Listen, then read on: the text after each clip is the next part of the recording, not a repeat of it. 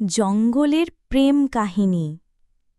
জঙ্গলের রাজা সিংহ রাজশের ছিল খুবই শক্তিশালী ও ভয়ঙ্কর এক বস। তার বউ ছিল এক শুভ্র সাদা বিড়ালি, নাম স্নেহা, নরম সুন্দর আর সবার প্রিয়। রাজশেরের অফিসে কাজ করত এক চিতা, তার নাম চাঁদনী, তার সেক্রেটারি। বুদ্ধিমতী, ফুর্তিবাজ আর একটু ধূর্তও বটে। কিছুদিনের মধ্যেই রাজশের তার শান্তশিষ্ট বউ স্নেহাকে ভুলে গিয়ে চিতা চাঁদনীর সঙ্গে গোপনে প্রেম করতে শুরু করে। কিন্তু গল্পে মোড় আসে তখন, যখন চাঁদনীর প্রেমিক বাবলু, এক নিরীহ শুভ্র ভল্লুক, ফোনে তাদের সব কথা শুনে ফেলে। প্রেম ভেঙে গেলে বাবলুর হৃদয় ভেঙে যায়।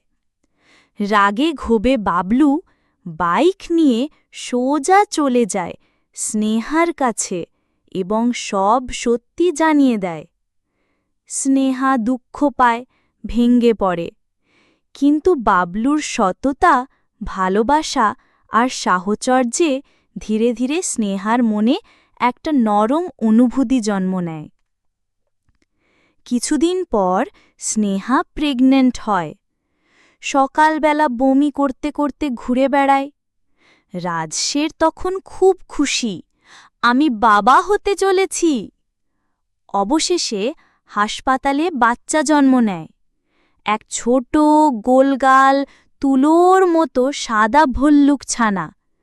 সবাই দেখে চমকে ওঠে।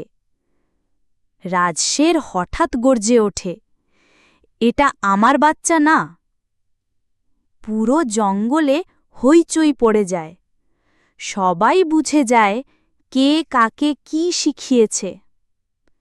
স্নেহা আর বাবলু এখন সুখে সংসার করছে, আর রাজশের, সে এখন একা, নিরাশ আর আফসোসে পোড়া সিংহ। অফিসে চুপচাপ কাজ করে আর প্রেমে যেতে সাহস পায় না। গল্পের শিক্ষা: অন্যের সঙ্গে বিশ্বাসঘাতকতা করলে একদিন নিজের ওপরই সেটা ফিরে আসে।